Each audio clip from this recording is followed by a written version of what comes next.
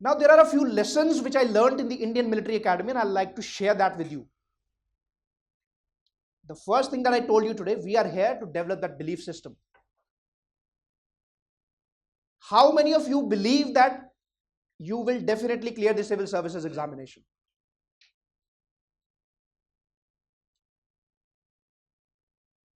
Not a significant number, right? But the aim of today's talk is, by the time this talk ends, I want all of you to be very confident that yes sir, I will be able to clear the civil services examination. How? We will talk about it. So two most important lessons I learned in the Indian Military Academy.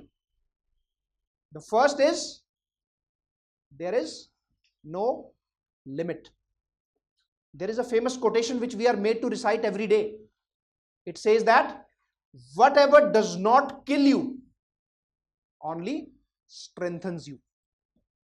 So the pain, the suffering, all of you undergo something, that's quite reasonable. It happens with all of us.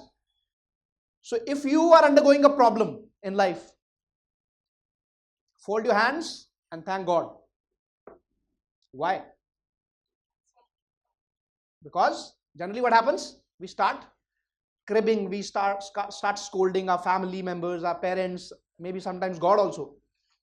Why have you landed me in such big trouble, right? It happens. Don't do that. Why? Because you have to be thankful.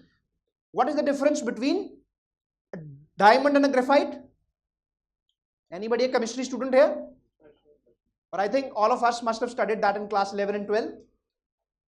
Both carbon, which is graphite, and diamond, both are carbon. They are allotropes of carbon, made up of same thing. But the only thing that converts a raw carbon into diamond is the amount of pressure and temperature it withstands. So today, if you are facing that pressure, if you are feeling that you are under a lot of pressure, a lot of problems are there, it means you are in the process of becoming a diamond. Be thankful for that. So the first lesson of the Indian Military Academy which I learned, and I want all of you to learn, that is, sky is not the limit. It is just the beginning. Who said it? If I am not wrong, Vikram Sarabhai said it. I'm not sure, but I think he said it. I did not say it. I am just repeating it. Don't post on the social media and write my name. It's not my quote. But yes, we need to learn from wherever possible. So if we are not dying because of study, because of the pressure from family, from society, and all those things, if we are not dying, it means we are in the process. And what if we die? It is the end. Everybody of us will someday or the other die. So that is not our baby. We will not think about that. That will happen when it has to. But our focus is, problems are not problems. Problems are situations which have to be dealt with. Suppose if I have to walk along the road and there is a huge stone which is lying on the road. Is it a problem? It is not. It is just a situation. You can either remove the stone from the road, or you can take a detour and travel to your destination. So don't forget this first lesson, that if you are undergoing problem, it is okay. There is no limit to what the human body and human mind can undergo. There is no limit to it. You are absolutely invincible. All of us. You have to believe that. So first lesson is clear to everybody.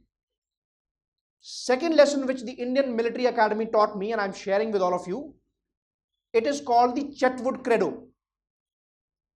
Chetwood Credo means, it is kind of, whenever we are confused in life, or once you enter the services, or you do a business or whatever you want to do, once you reach there, how do you differentiate that what is to be done and what not to be done? What is the order of priority in which the actions are to be done?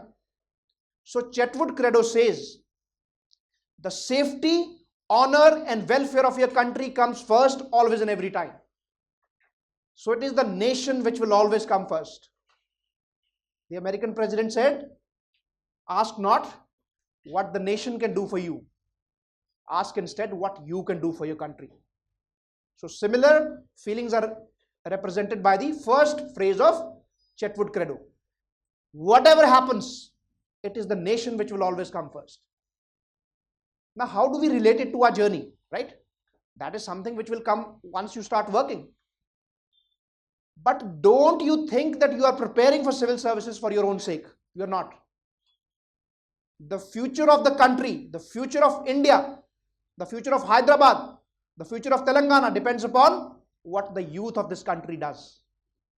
From now till 25 years, 50 years from now, what you do, all of you in early 20s, most of you, average lifespan is close to 70, minimum 50 years you have, unless you get into some altercation with somebody and something happens.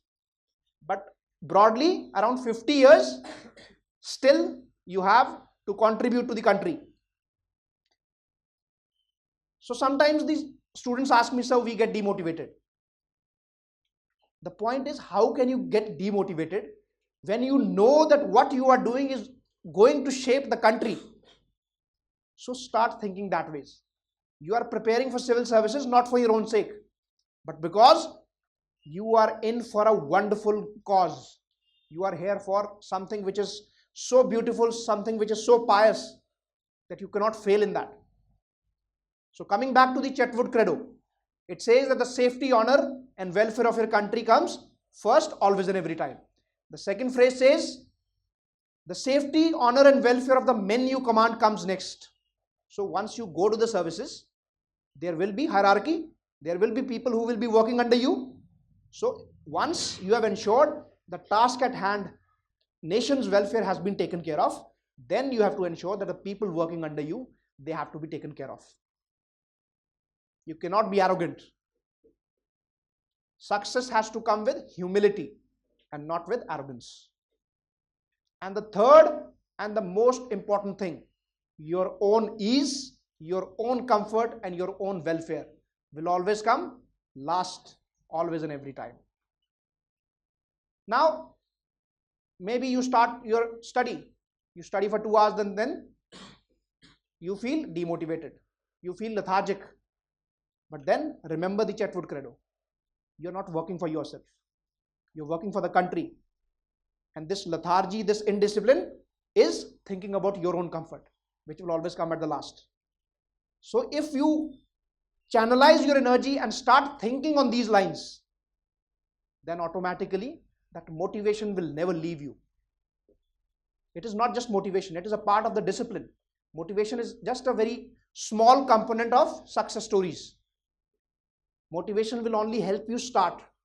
What will help you continue is that fire within your belly, fire in your stomach, that you are in here because you want to make sure that the problems in our country, the problems in our state, the problems in our city are our responsibility. What will happen if we don't do it? That's a question. If we don't come up, people who are less deserving, people who do not have that fire in them to work for the country but for themselves, opposite of Chetwood Credo. They will think of themselves first, people later and country last.